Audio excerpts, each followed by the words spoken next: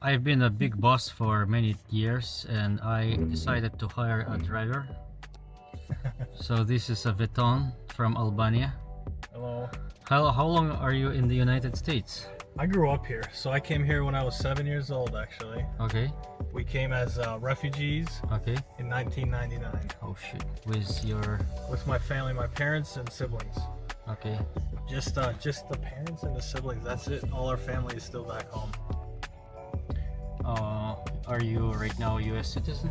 Yes, So you got your refugee green card first and then... exactly. Yeah. And we how, got... how long did it take these days? So when we came here, we came as refugees, had our green cards. And then when my parents got their citizenship, we received our citizenship Okay. through our parents. So I never had to take the test or anything. I was 12 years old and it took 5 years for us. Oh shit. That was back in 2004, 2005. So where are you at right now? So right now, I'm located in Atlanta. Okay. I started an HVAC business. I don't know why. It was crazy enough to start one. Okay. But this is going to be our first full year in business. So last year, we really started rolling in March of last year. And in our first about 9 months, we did 2.1 million in revenue. This year we'll do just a little over 5 million. So where did you get your experience? And the way I started is kind of different than how most people in this industry start. So I was a sales representative at Train. Okay. All I was right. selling HVAC equipment to contractors. And I met a lot of contractors like yourself that were my customers, and they told me how much money they were making. Okay. Right, long story short, and I saw their lifestyle, and I'd started another business before this. What So kind I knew- of business? Huh? What kind of business? It was an office equipment business Okay. when I was younger. So You were selling it. we were kind of refurbishing and Oh, okay, I selling see. and distributing all kinds of stuff. I had that for 4 years. It's actually still open to this day, but so I knew I wanted to be an entrepreneur. HVAC seemed like a great industry, but I didn't really know how much money was in residential HVAC home services until I started working for Train. And how long you worked for them? So I worked for Train I started there at the beginning of 2021, right after kind of COVID 2021.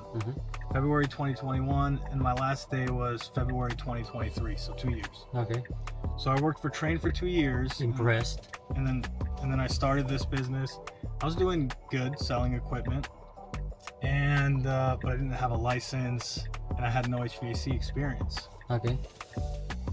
So, before I started the business, I got really obsessed with learning about these businesses and just did a bunch of research for about 6 months. And by March had kind of like built a base of like a website, a Google profile. And finally in February, I found a sponsor with an HVAC license. Okay. An older gentleman, great guy. He still sponsors us. And once I got my sponsor, I was finally able to start marketing online. Okay. And I kind of figured out how you can get free estimates Okay. online, just Facebook and TikTok leads. So he's or like your employee right now? He is our employee right now, yes. Okay. So in Georgia, the way it works is the owner doesn't need their license as long as somebody in leadership. Same thing here in Is it the California. same? Yeah. Okay. So once we got him on board, I had some money saved up, and I honestly, what I did was I just poured a bunch of money in marketing, just throwing shit against the wall and seeing what sticks. Excuse Okay. my language. Okay. And I started getting messages from customers. I want an estimate, and I started to go to these estimates, but I'd never sold HVAC. Okay. I never installed it. I never worked on it.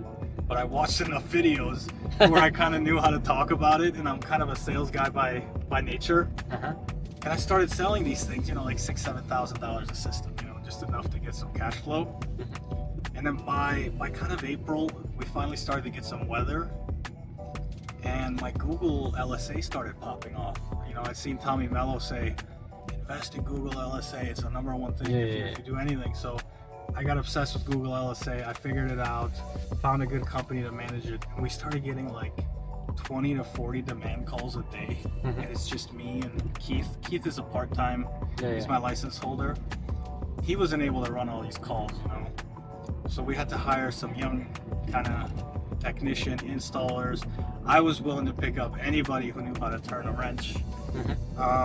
Obviously they needed their EPA license. So I found a couple guys, and then I brought my brother in who had no idea what he's doing either. How the truck starts, we have no idea. So we had no idea what we were doing.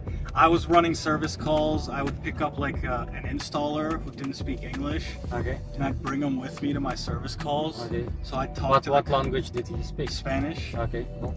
And he wasn't really a technician either, but enough to figure out capacitors and whatnot. And like I said, I'd watch a bunch of videos, and I'd kind of go out there and try my best. And crazy enough, we did 2 million from March to December, which is cool. Wild. But it was a lot of back-breaking work. So 6 a.m. to 12 a.m. working, like never home, never seeing my wife. I had a little baby girl who was born July 2022. So the first 12 months were just, I'd say a little over 12 months were really bad for my work-life balance. And then as soon as we got through the summer, you know, it slowed down. We had a really tough off season, even though we had a small team.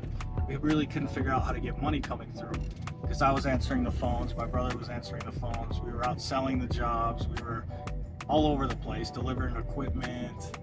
So we finally hired a CSR this February. We hired 2 other CSRs. We hired an install manager this March. We hired a service manager in, I think, May or June. Obviously, we hired more technicians and installers. And right now we're at about 22, 23 employees. And we're looking to double in size for 2025. And that's why we're here, touring Fuse and trying to learn. And you're just hiring the local people, right? All local people right now. And they like to do the work? Yeah, you know, what I find is, so I was just talking about this to my guys. We're talking about how do we find more people. You know, we have this mentality of we're willing to get it out of the mud, right? That saying of I can get it out of the mud. And some of these guys we're hiring from these larger companies, they want to just pick it off the tree, is how I explain it. Because they're used to a million leads, all old systems. Why are you sending me to this 6-year-old system? We've hired some of those people, and it's actually affected our company culture in a negative way. So we're gonna try and hire people from trade schools, kind of like you were saying, or people brand new in the industry that have more hunger and drive. All right, this has been the black office, the whole thing. This is why we are repainting. This is right now, it's just a primer, as they said, this place. So we moved this wall through here to here, see? This is a Fuse logo.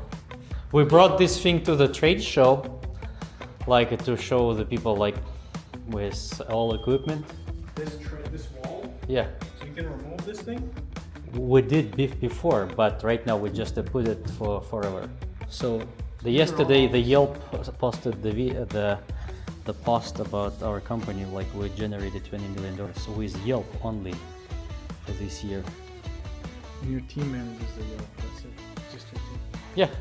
So the idea is of this office, here's going to be sitting the sales people, here's going to be sitting the permit, here's someone, I don't remember. Did your salespeople come to the office every day? After the field work, yes. Really? To work together, yeah.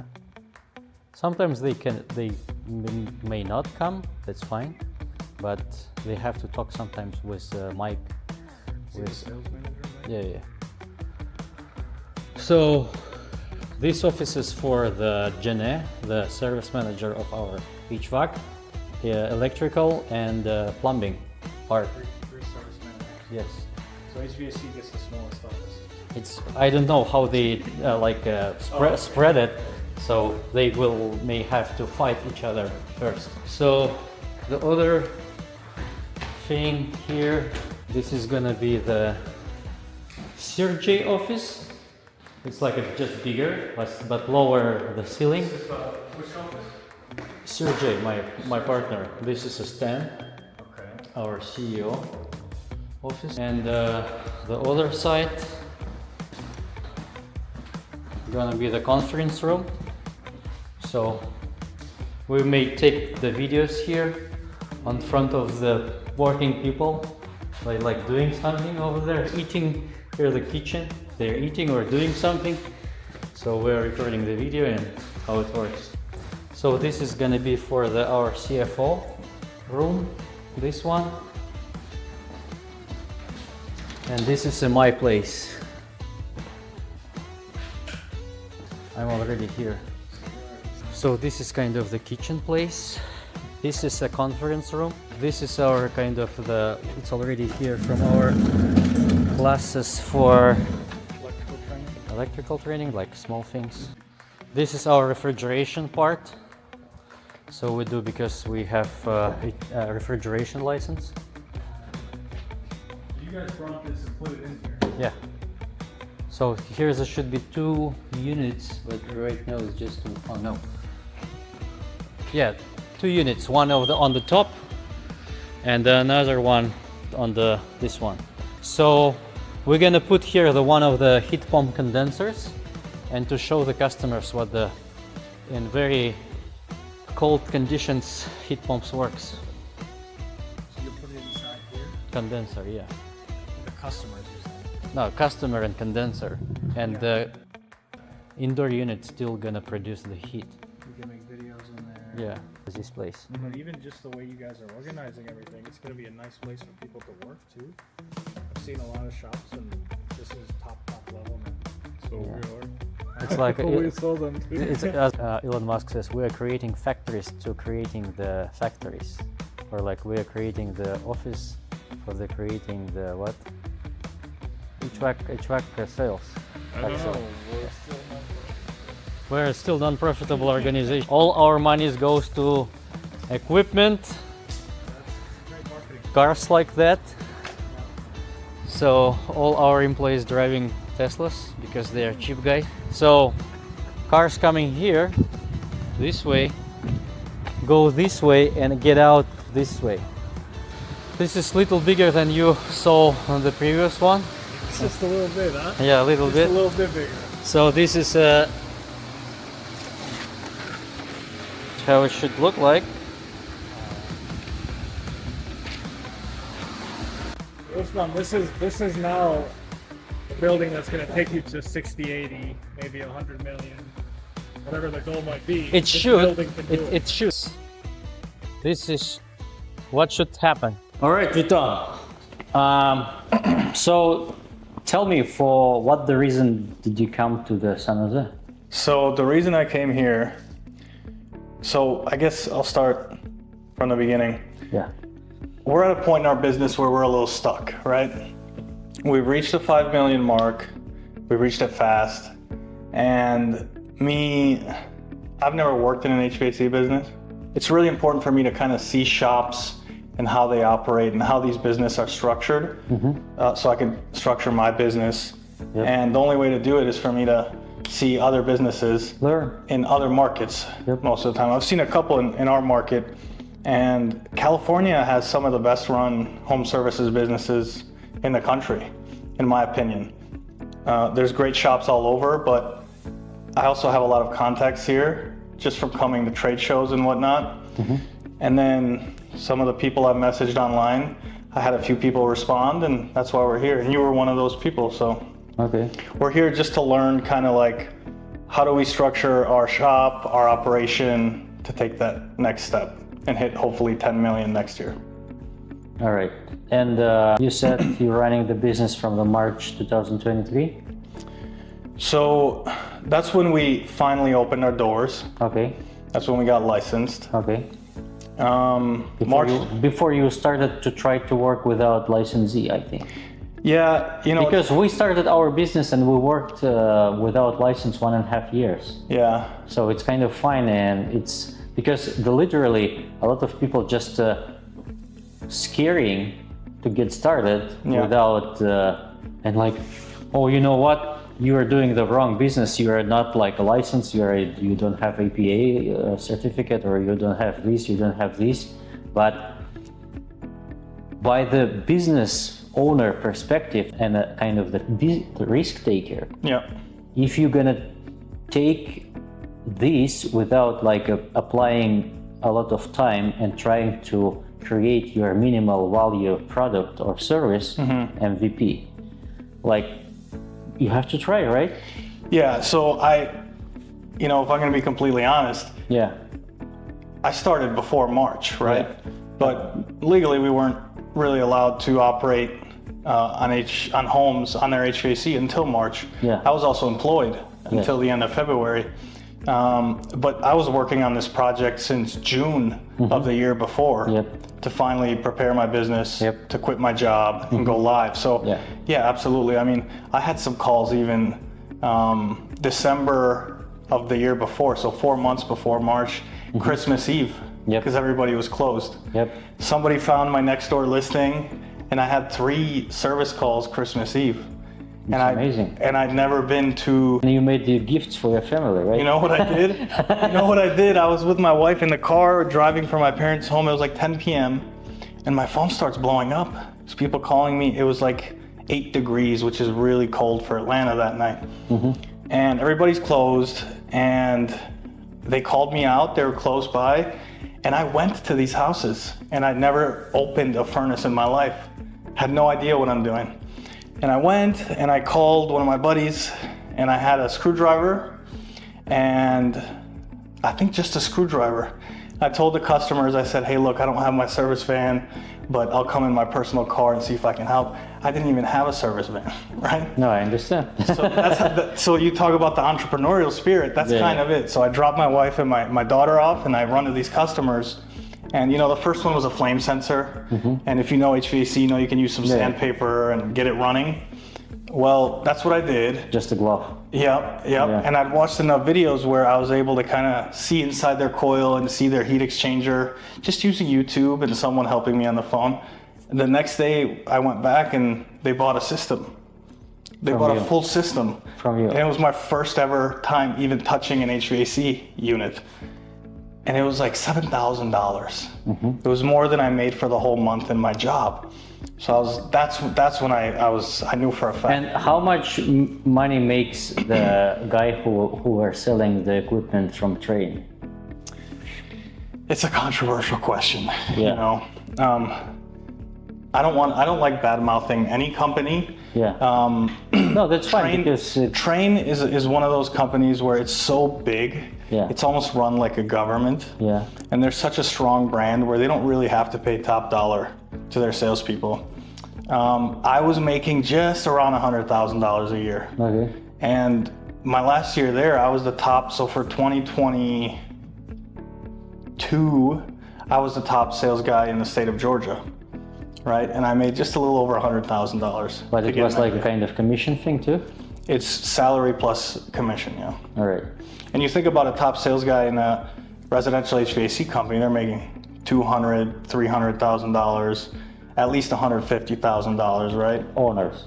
Or even the sales guys. If they're selling $4 or $5 million a year, they're making easily clearing right now our HVAC sales making about 150 to up to 270. Yeah, there you go. Yeah. So our top guy will make around 250 this year, and this is our first full year in business. So, all right. Yeah. So how do you feel about did you stress out, or it's like I'm fine? Because the thing is, what you're gonna get, if you will still have work for a company 9 to 5, or you can change your life for better, but you have to take some risk, right? Yeah, I agree. And I think, and because the thing is, because we're growing from the 7-year-old guy in the United States, and you just took all this culture about read the manual, follow the rules, you be good, be a good student, don't break the rule, and you'll be fine. Go to the work 9 to 5. Yeah. So you're just like, you know what? I want to work for myself and make my own company. Yeah, so to go back, like, as an immigrant, you come to this country, like my parents. Yeah. My dad worked in a warehouse. My mom had a little cleaning business for offices and whatnot. But they're never going to change their lives as an immigrant with that kind of pay structure. So I knew early on that if I wanted to change my life, it was never going to be with a salary. Okay. Probably from when I was a kid. So what was triggered you to change your opinion to work? So before let's get back to the work before the train position. Where did you do before? Before train? Yeah. So before train, so after high school, I went and got an engineering degree. I was in college for 5 years. Where? University of Wisconsin, Milwaukee. That's where I grew up, in Wisconsin. All right. I got my engineering degree. I was an engineer for 6 months, and I quit for Johnson Controls. Okay. I just couldn't be at a desk all day as an engineer. And then I went into sales engineering, and I also quit that job after about a year to start a little office equipment business. It was the only kind of real business I could start at the time, based on a few of the connections I had. And it was great experience because there's really no money in office equipment. Yep. So if you can make it in office equipment for 3-4 years, you kind of learn how to run a business on low profitability. So it was in Johnson Controls as well? No, that was just me on my own. Oh yeah, I see. Yeah. And so once I left that business and I found home service, there's a lot of money in home service, right? Everybody needs home service. Everybody needs an AC, plumbing. How old are you right now? 32. 32. So, all right. So I graduated around 23 years old. Okay. Johnson Controls, 6 months, 10 months, something like that, 8 months. After Johnson Controls, I started the business, spent another 4 years there. That brings me to like 28 or so. After I left that business, I worked at Caterpillar for a year, and then I worked at Train for about 2 years. So that brings me to about. Did you sell 30, so tractors? Caterpillar, I was a project manager. Okay. It was kind of the only job I could find at the time to get me back onto the corporate side. And then that helped me get my job at Train. But for me, I was a horrible employee, is what I always say. Everywhere I worked, I was a bad employee. Because I think I probably have ADHD as well as a lot of entrepreneurs where we're thinking a million different things a day. I could never really stay focused on a job for more than 4 to 6 months, even if I was great at it. But with my business, once I started this business, I've never been more focused in my life. Oh, really? I'm focused 24/7. It's all I think about. It doesn't feel like work, right? Yeah. So I found out about myself after I started this business. I was like, oh wow, I was a horrible employee because I could never focus on my job. But I feel like I'm good at what I do now because. But how did you get then your engineering degree? If you have like a. I wasn't an A+ student. I promise you. I was a middle of the road student, just enough to get the grades and pass. All right. And I think somehow it clicked. I was always good at math and physics and all these things. I didn't really need to put as much time into it as most people. But yeah, no, I wasn't an A student, All right. B's and C's, get degrees. All right. So you got your work, and why did you choose this direction then? Like, what did you trigger? Like HVAC in particular? Yeah, like you were mentioned like you saw how HVAC guys, their life or how they're making money or. Yeah, so when I started at Train, I thought I was interviewing for commercial HVAC, and I found out in the interview that I was interviewing for residential. And I remember thinking in that interview like, wow, oh man, this sucks. I wish I was on commercial side. That's where the money's at. Yeah. I didn't know. And after about a year, I found out, no, the real profit is on the residential side when it comes to HVAC. And a lot of my customers, they were smaller shops, like $500,000 up to $5 million shops. So I had direct contact with the owners and became friends with them. And just seeing their lifestyle and kind of, I liked how they had a lot of freedom in their life. It seemed like something I could do and be successful at. And as soon as I felt like I could do it, I really got interested in learning how I can get to that point. But your question, to go back to your other question, like, should people do this, right away? Should you wait till you have your license? Yeah.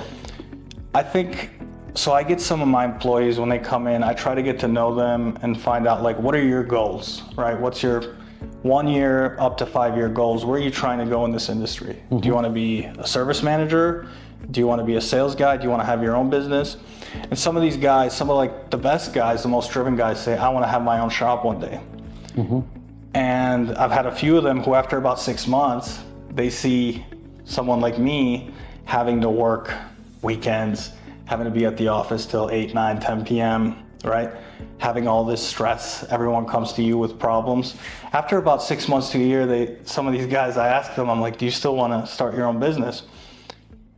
Most of them say no. They say, you know what, after I've seen you do it, I don't think I want to do it. I'd rather just be in sales or be in management. So I don't think it's for everyone, is what I'm trying to say. Yeah. I think real entrepreneurs, personally, I think are kind of born with that entrepreneurial gene. And if you have it. But the thing is, I believe you just have to develop it. You think so? Yeah, because the thing is, this is kind of the environment have to push you a little bit. Yeah. So because you want a better living than your parents, maybe. Yeah. You want to have a better car than your friends. But how to do it in the United States? Because the thing is, in my opinion, that every corporate work and employee does have kind of the salary ceiling. Yeah. $200,000, $300,000, $400,000, $500,000 even you're working somewhere in the top level Apple, software Google, engineer in yeah. Google, Apple. Here in our area, it's very common thing. Yeah. And I'm feeling myself sometimes very poor from these people. watching these people. But in same time, I'm seeing myself very kind of rich as well, because a lot of people just who came to the United States for chasing their dreams for the IT tech company, as I came here with the same dream, and they kind of struggling because they are working 9 to 5. They have a kind of $200,000 salary, where they have to pay 45% as a taxes. Yeah. And I'm like, where did you get left? $110,000 per year. What you can get for this money? So everybody drives a Honda, very classy class. I mean the regular cars. So and I'm like, why I came to the United States to have the same thing? I don't want to do that. I think the way just the way this country is built is the more your income grows, the more your expenses are going to grow. Yep. So my lifestyle when I was making 60,000 was different, and then once I started making 100, I upgraded my lifestyle. So when I looked at my bank account, I didn't have more money in there, because all of a sudden it didn't make change. Right? So when you get to 200,000, you see they get the nice house and the car. They're still in that same boat. So the way I see it from for immigrants especially, starting a business in this country, I think we're some of the best business people, especially in this industry. But I think a lot of people lack the tools, because as immigrants, we have to spend so much time working and paying our bills, maybe supporting family back home, right? That we don't really have the tools to know how one of these businesses run. We've never been to the school system here in the United States. We might not have but you are not connections. But you are not that guy. I grew up here. So I felt more comfortable. So my dad, he was an entrepreneur back home, right? He's an entrepreneur here too. But he's not as comfortable doing business here as he is back home. What's age He came here at 34 years old. About. So, but he still have accent as I do. He does, exactly. Exactly like you actually. What I recommend for people, I know a lot of people in my community, I'm Albanian. The people that come here from Albania, are you from Ukraine? Russia. Russia? Yeah. People that come here from Russia, all of that part of the world, we're kind of all the same Yeah. in the way we think and Yeah. work. I've found what I recommend for like people in my community is like if you can find a franchise, if you can find some sort of organization that'll help you start a business, especially franchises. I know a lot of people in our community will do like Subway and these things. Yeah. I don't like those franchises, but like an HVAC franchise or a home services franchise, I think immigrants kill it because they have that hardworking mentality. Yeah. And as long as they have somebody to support them on the back end, I think it's a win. Way to go. Yeah, it's the way to go, man. Yeah. Okay. So right now you said 23 employees. So right now we're like 22, 23, yeah. Okay. And you were saying you have dispatchers who are sitting in your office. How big your office over there? So we have about, I think it's like 7,000 square feet. Okay. We moved in last December, like beginning of December. How much you pay for this? 10,000 a month. Okay. But it's in a great area. It's close to my house. Okay. Kind of pay a little extra for that. And we really want to grow our customer base where we are. So everything's a little more expensive where we are. Probably not as expensive as here. Yeah. So 7,000 square feet, around $10,000. It's more than enough room to get us to like, I would say like $15 million in revenue. So another year or two years. But yeah, so everybody's in the office. We have one employee in the Philippines who does just small things for us, nothing major, but everybody else is in the office. We have 3 CSRs. We have 6 or 7 technicians, an install manager, service manager. We have a few sales guys, and then I don't know, 6, 7 installers, something like that. So Warehouse guy. how did you get these employees involved in your business? So How did you find them? Yeah. What the platforms? So, you know, there's no strategy behind it. Yeah. It's hard work, in my opinion. Okay. I didn't know how to find employees. What I did was, I went around and met a lot of HVAC people from my job at Train. So I kind of knew people. I was searching for my first technician, who's still with us. He's amazing. He's the best guy. He was working for some really small company who did property management HVAC work, but he had a really strong drive. He's 23 years old, great people person, right? Decent technically, but he was willing to work 16 hours a day, right? He just bought a house, he had a little baby on the way. And I chased him for about 2 months. Come on, man, come work for me, come here. And he's the whole time he's telling me, how am I gonna quit my job when you don't have anything? You have one white van, you have no employees. How do I know you're gonna be able to support me and my family? Yeah. The people didn't believe you No. in the beginning. No, he was a little worried. Yeah. So finally, after about 2 months, I convinced him to move on over.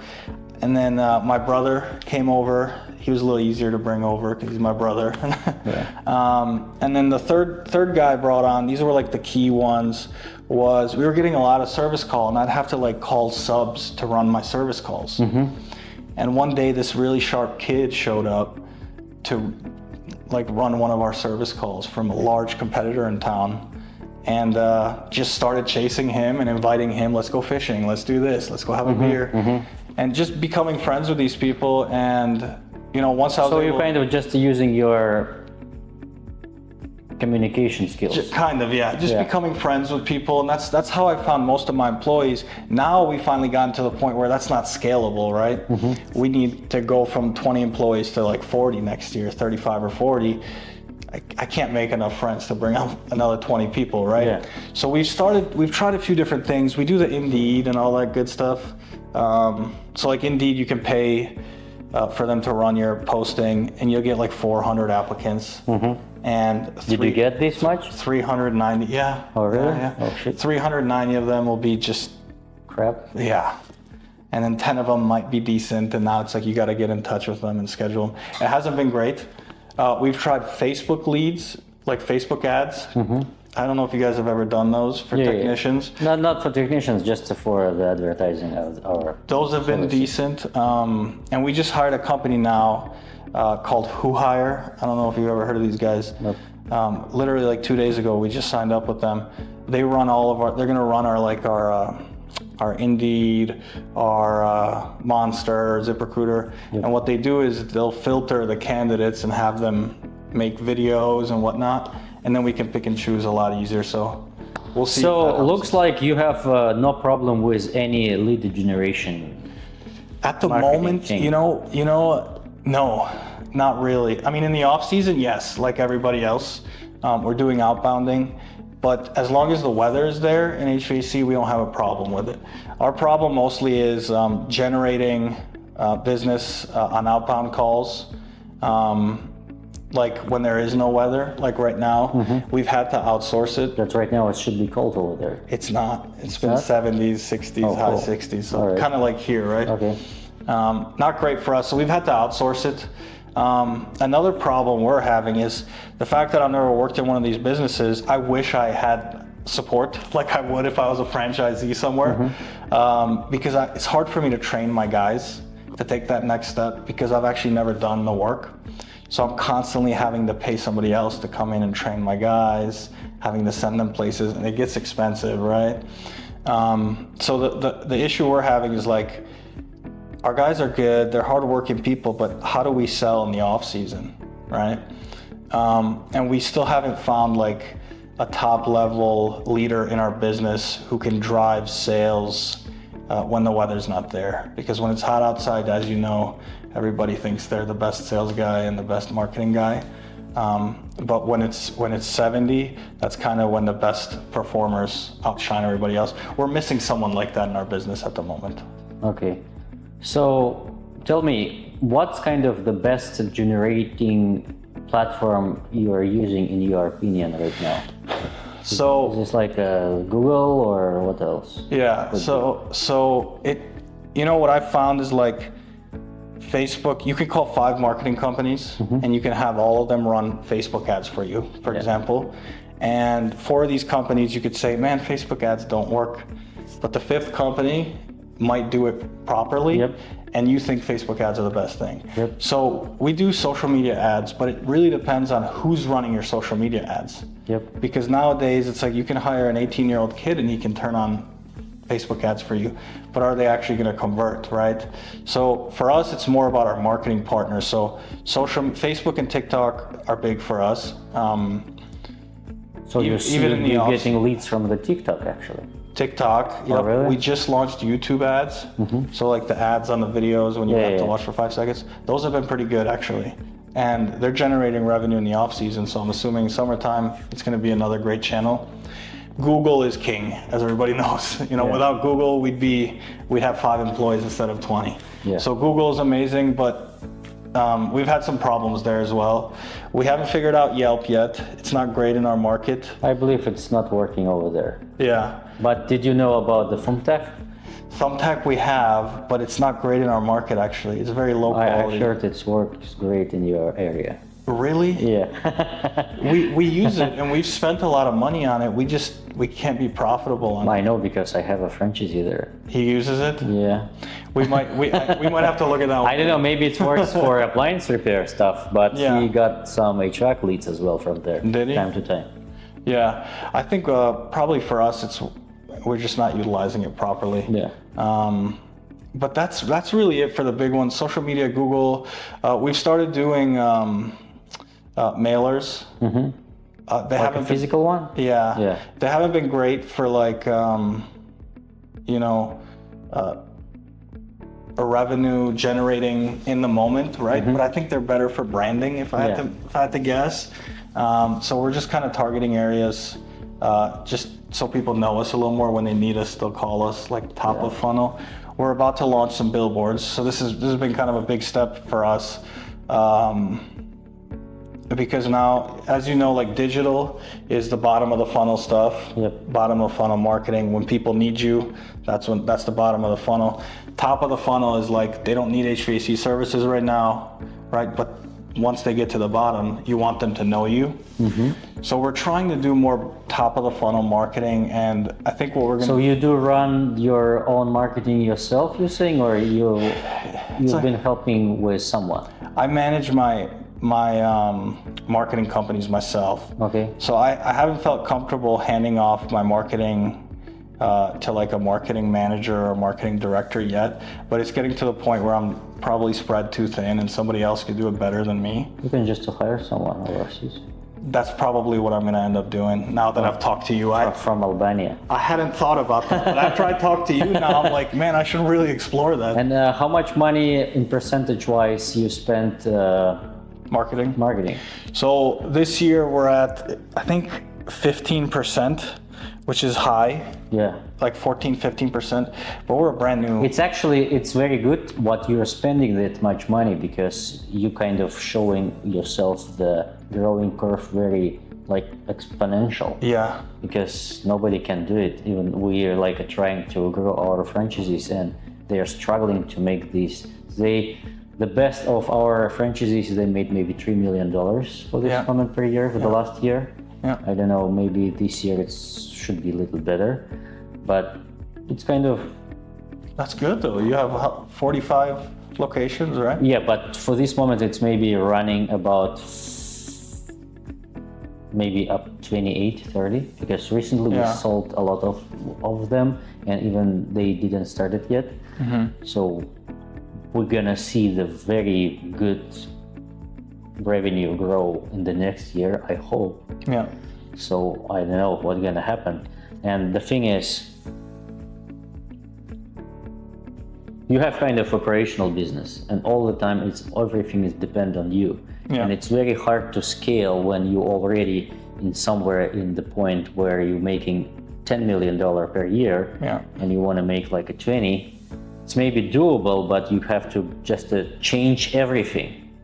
How works everything, like your warehouse, your marketing, how you hire, how you think, how you go to the office, how you treat your family. Like it should be changed everything. You have to like work on whole your time management to change. You have to hire like an assistant. You have to hire more managers, and it's just like the thing which is just like all the time changing. So you're changing your business model for taking your company to another step. So like you are working right now on the goal like 5, 6, 7 million per year, but the model should be changed. You have to make like another key activities every day on your company to make this point happen. Yeah, and I think it's just a small thing of what you said of how you think is one of the most important things. Because the most thing is just like all changes in the HVAC company came from owner. Because I was for 3-4 years as a CFO in our company, and I'm like, we're doing a lot of wrong things, and we can face a lot, because I'm right now student of Boston University for MBA program. I didn't know that. And the thing is, there was a module which is called risk management. And I'm like, guys, and we came to the next gen, and he was asking us like a few straightforward questions, and he said, like Ishmael said, you have to hire the CFO right away. We said like, okay. And in that time I was running through this model which is called risk management actually. And I was like, learn a lot of stuff can happen to the company when you're doing wrong things.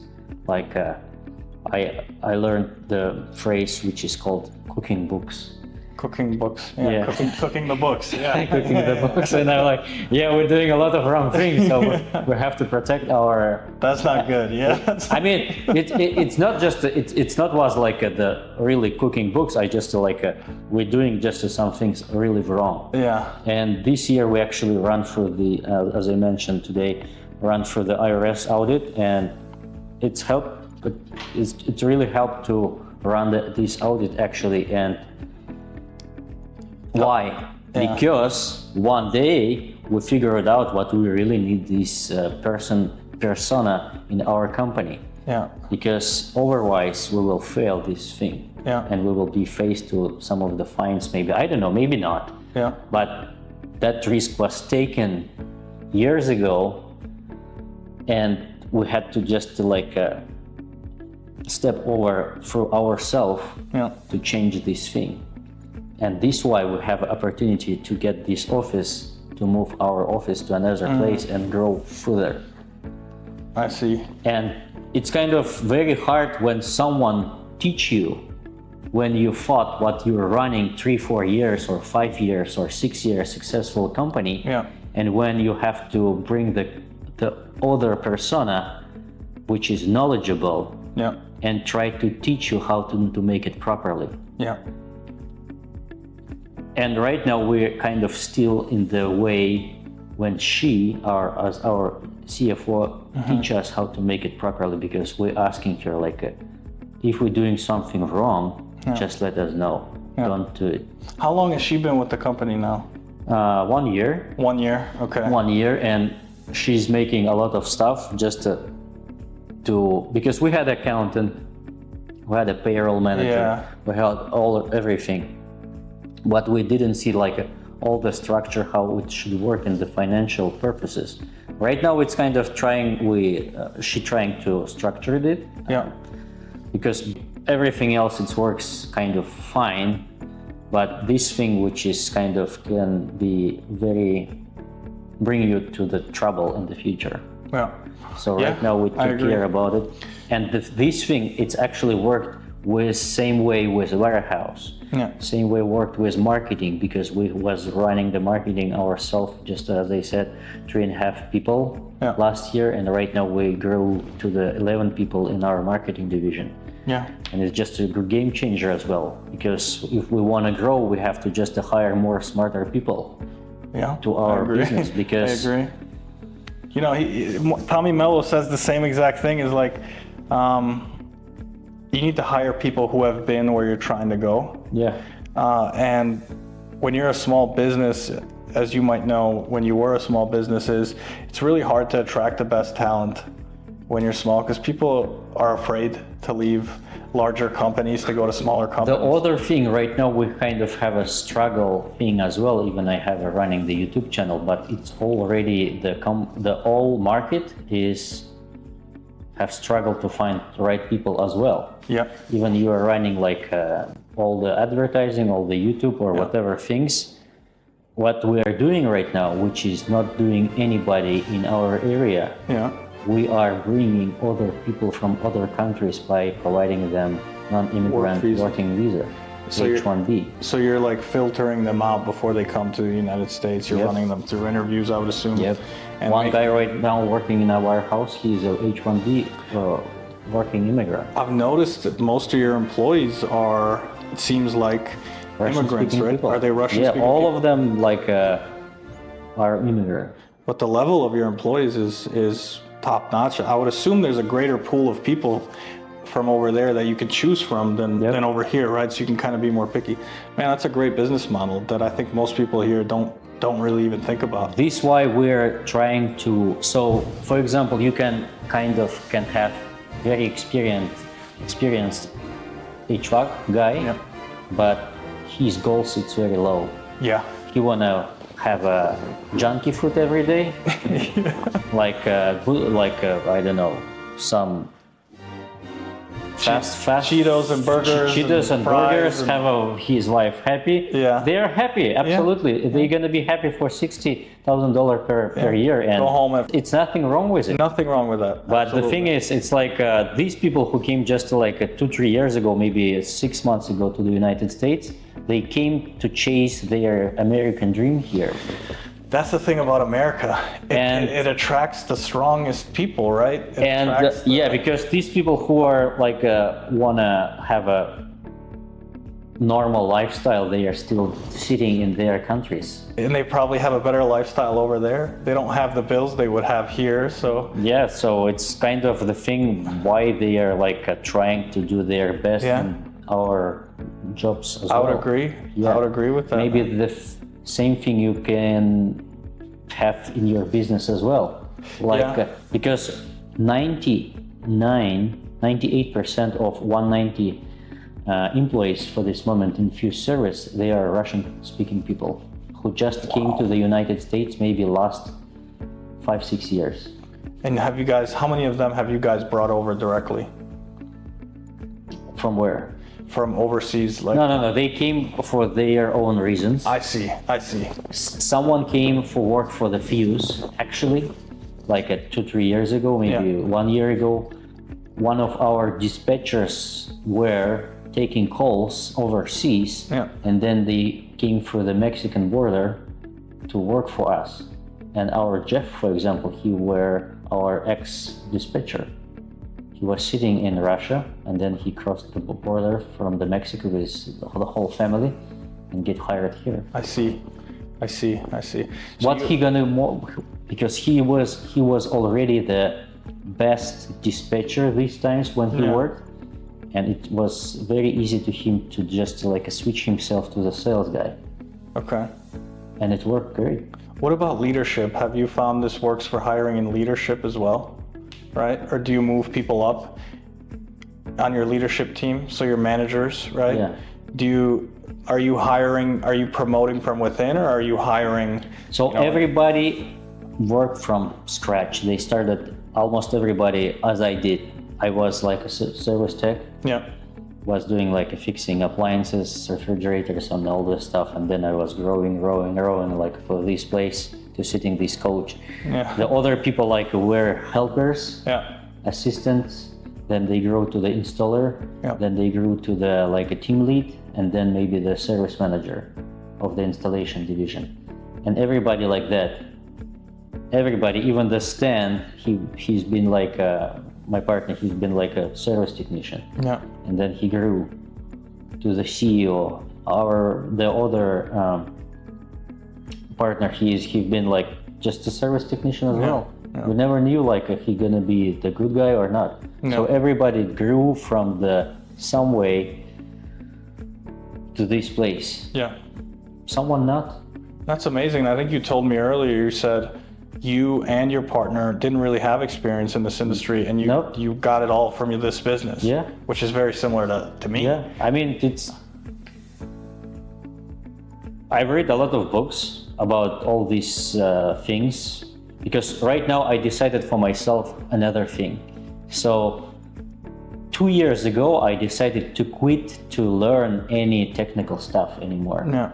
And I started to learn my MBA program. Yep. And from this place and the other places, I started to grow as a business man, I believe, like a business entrepreneur. Because the other things, it didn't work. Because when you like pumping your technical stuff, your business won't grow. Yeah. Unfortunately. I agree, 100%. Yeah. Right now, I'm a licensed contractor, HVAC contractor in California. I'm licensed electrical general contractor. Hawaii, Arizona, Texas, Florida, and soon I will get licensed in Nevada, in 6 states. For example, I will have, I actually have access, but it's not working right now. The courses for the getting license, HVAC license in Georgia. Because this year I have a plan to get, I mean, maybe next year as well, to get more licenses in another states. And for reason why, for example, you here for me as well, because this is a reason as well. Because as I mentioned, we have a Fuse service as an operational business, Fuse franchising as a franchising business, and Fuse club, and like a Fuse school and marketing agency. And our problem for this moment, and why I'm talking with you in English, Fuse franchising is a whole thing for Russian-speaking people. Same thing for the Fuse club.